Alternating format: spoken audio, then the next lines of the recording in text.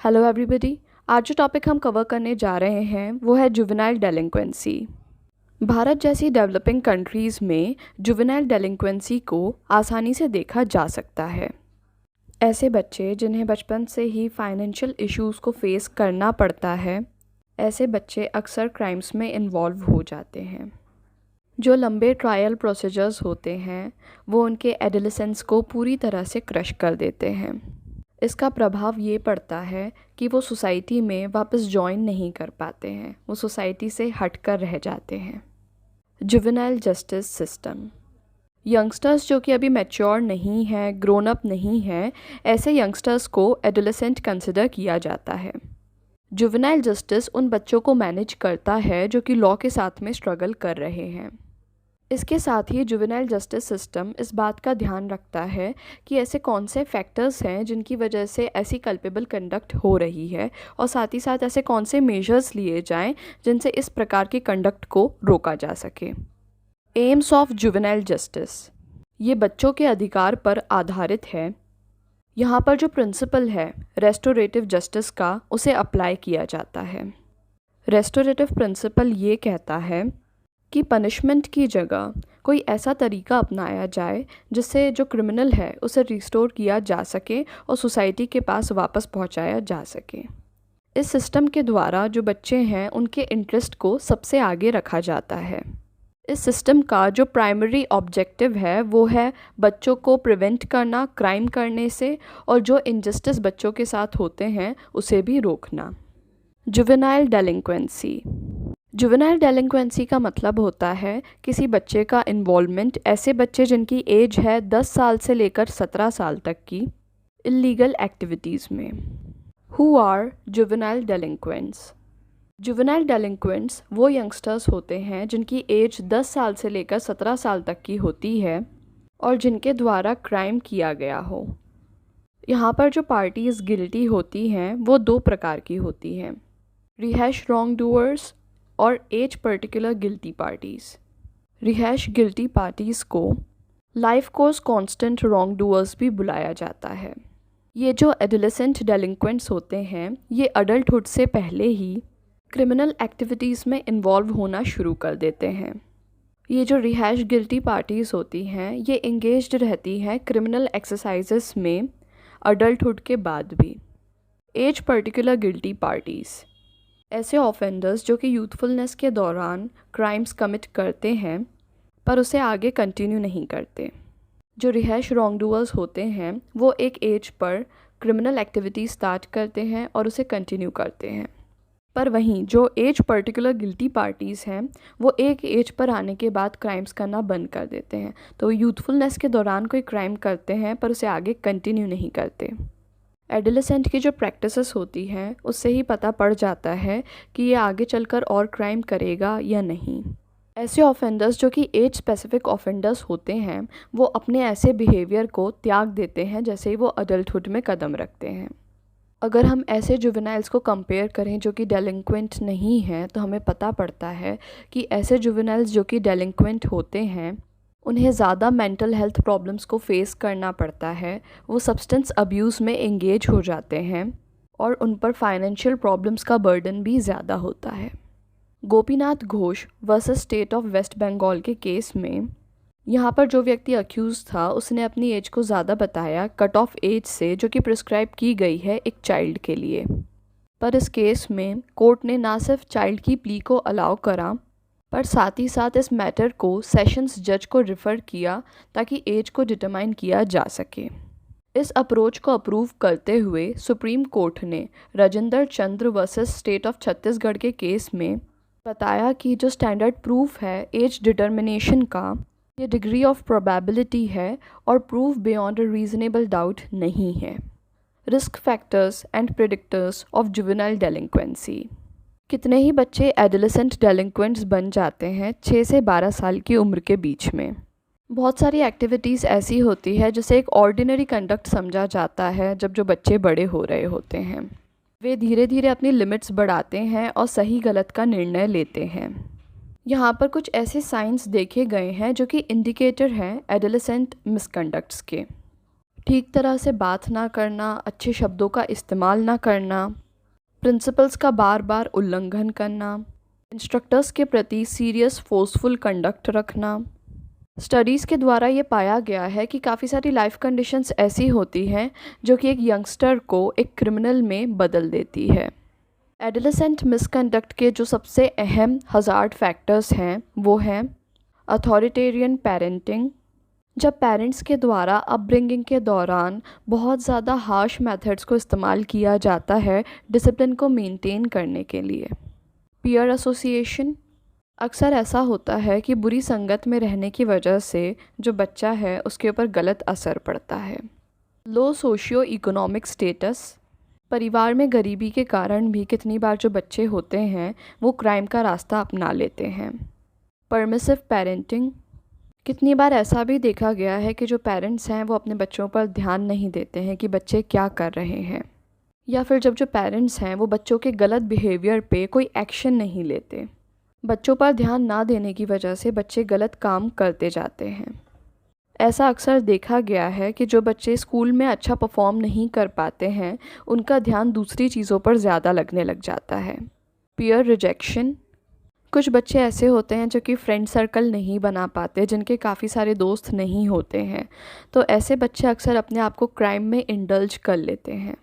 ADHD and other mental disorders, mental disorders भी एक वजह है कि बच्चे क्राइम्स करने लग जाते हैं।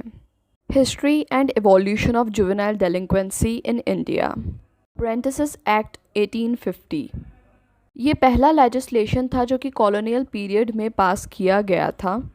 ये उन बच्चों के लिए था जो कि क्राइम्स करते हैं। इस एक्ट के द्वारा ये बताया गया था कि ऐसे बच्चे जिन्होंने मामूली अपराध करे हैं उन्हें प्रिजन ना भेजा जाए और उन्हें अप्रेंटिसेस की तरह ट्रीट किया जाए। अप्रेंटिस का मतलब होता है एक ऐसा व्यक्ति जो कि ट्रेनिंग ले रहा है किसी इंडस्ट्री में या फिर किसी इस्टेब्लिशमेंट में।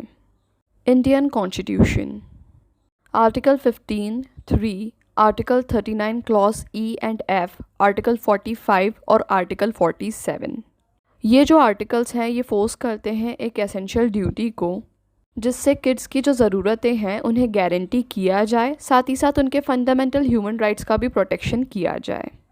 कॉन्स्टिट्यूशन के ऐसे कौन से सेक्शंस हैं जो कि बच्चों के अधिकारों को प्रोटेक्ट करते हैं, इस टॉपिक को हम ऑलरेडी कवर कर चुके हैं। वीडियो की लिंक आपको ऊपर दिखाई दे रही होगी। Different stages of legislation, juvenile justice act 1986, United Nations के द्वारा जब स्टैंडर्ड मिनिमम रूल्स को प्रिस्क्राइब किया गया जुवेनाइल जस्टिस के लिए, तब इंडिया एक अहम नेशन था जिसने इस फ्रेमवर्क को एडवांस किया। यहाँ टारगेट ये था कि एक यूनिफॉर्म लॉफुल स्ट्रक्चर बनाया जाए जुवेनाइल जस्टिस के लिए, जिससे बच्चों के काउंटर एक्टिव एक्शंस को और एडोलेसेंट रॉन्ग डूइंग्स को कंट्रोल किया जा सके। जुवेनाइल जस्टिस ऑपरेटर्स को निर्धारित किया जा सके, जिससे स्टैंडर्ड्स और मेजर्स को बनाया जा सके for the organisation of juvenile justice, जिससे यूनिक ऑफेंसेस को कॉन्स्टिट्यूट किया जा सके जिनका कनेक्शन एडोलेसेंट्स से हो और जिसके द्वारा डिसिप्लिन को रेकमेंड किया जा सके। ऑब्जेक्टिव्स का ख्याल रखते हुए ये जो एक्ट आया, इसमें सारे बेसिक कंपोनेंट्स थे जो कि प्रोसीजर और पार्टिसिपेटरी मॉडल्स को बता सके। Juvenile justice care and protection of children act 2000, समय के साथ देखा गया कि जो पुराना जुवेनाइल जस्टिस एक्ट 1986 है वो पर्याप्त नहीं है आज के समय में डील करने के लिए। स्टेट गवर्नमेंट के द्वारा जो मेजर्स अपनाए जा रहे थे वो ऑब्जेक्टिव्स की पूर्ति के लिए पर्याप्त नहीं थे। एडोलेसेंट इक्विटी की अप्रोच को सपोर्ट करने के लिए और इंस्टीट्यूशनलाइज करने के लिए और उसे कॉन्स्टिट्यूशन ऑफ इंडिया और इंटरनेशनल कमिटमेंट्स के साथ में सुसंगत करने के लिए भारत सरकार के द्वारा juvenile justice care and protection of children act 2000 को बनाया गया। इसकी संरचना के लिए एक वर्किंग ग्रुप को सेट किया गया और इसे इम्प्लीमेंट किया गया अप्रैल 1, 2001 को। Juvenile justice care and protection of children act 2014, adolescent justice care and protection of children act 2014 के द्वारा सुपरसीड किया गया इंडियन एडोलेसेंट मिसकंडक्ट लॉज को।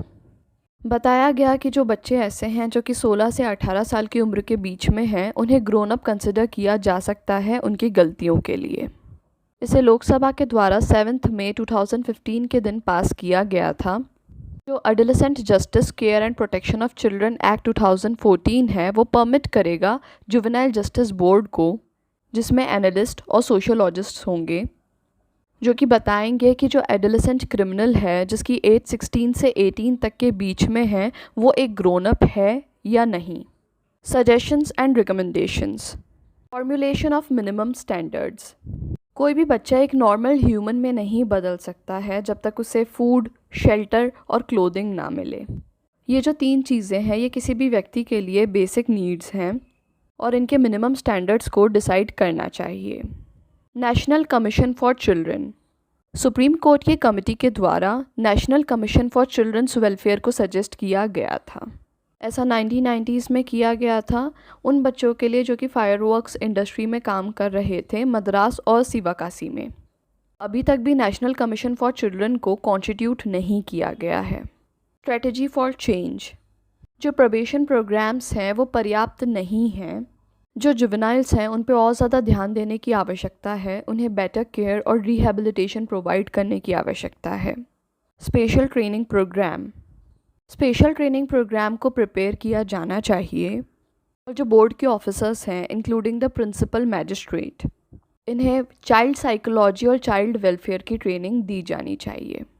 Sports and functional programmes. Observation homes के द्वारा और इंस्टीट्यूशंस के द्वारा जुवेनाइल्स के लिए स्पोर्ट्स और अदर फंक्शनल प्रोग्राम्स को ऑर्गेनाइज किया जाना चाहिए। ये प्रोग्राम जुवेनाइल्स की मदद करेगा सोसाइटी से दोबारा जुड़ने के लिए। Education and schooling. Education compulsory होनी चाहिए और बोर्डिंग स्कूल हॉस्टल फैसिलिटीज़ भी अवेलेबल होनी चाहिए। मॉरल साइंस और सिविक्स को कंपलसरी बनाया जाना चाहिए। जुवेनाइल को अलाउ किया जाना चाहिए लीव और रिलीज़ ऑन लाइसेंस एग्जामिनेशंस के दौरान। ऐसे जुवेनाइल्स जो कि पढ़ाई में अच्छे हैं उन्हें आगे बढ़ाया जाना चाहिए और उन्हें स्पॉन्सरशिप्स दी जानी चाहिए। Courses and seminars. Orientation courses, seminars और अवेयरनेस प्रोग्राम्स को ऑर्गेनाइज किया जाना चाहिए गवर्नमेंट के लिए, जो कि जुवेनाइल जस्टिस पे आधारित हो। Providing assistance. इन्वेस्टिगेशन के प्रोसीजर के दौरान सोशल वर्कर्स को भी एसोसिएट किया जाना चाहिए। चाइल्ड सेल में कम से कम एक लेडी ऑफिसर का मौजूद होना ज़रूरी है। हम ये कहकर कंक्लूड कर सकते हैं कि जो बच्चे हमारे आसपास हैं वे दुनिया के 1/4 पॉपुलेशन को रिप्रेजेंट करते हैं। उनके पास इनफ इक्विपमेंट नहीं है कि वो अपने आप को डिफेंड कर सकें। जो बच्चे हैं वो उन्हीं चीज़ों पे डिपेंडेंट रहते हैं जो कि उन्हें प्रोवाइड की जाती है। इतनी बार देखा गया है कि जो बच्चे हैं वो परिस्थितियों के शिकार हो जाते हैं। भारत में भूख से लड़ते हुए बच्चे, स्ट्रीट्स पर बैग करते हुए बच्चे, ऐसे बच्चे जिन्हें अपनी बेसिक नीड्स भी नहीं मिल पाती है। भारत में जो टोटल बच्चों की जनसंख्या है उसमें से जो आधे बच्चे हैं वो इन्हीं परेशानियों से लड़ रहे हैं। हमें बेटर प्रोविजंस की आवश्यकता है, बेटर इम्प्लीमेंटेशन की आवश्यकता है, जिससे बच्चों की ग्रोथ को इंश्योर किया जा सके और उन्हें एक बेटर लाइफ दी जा सके।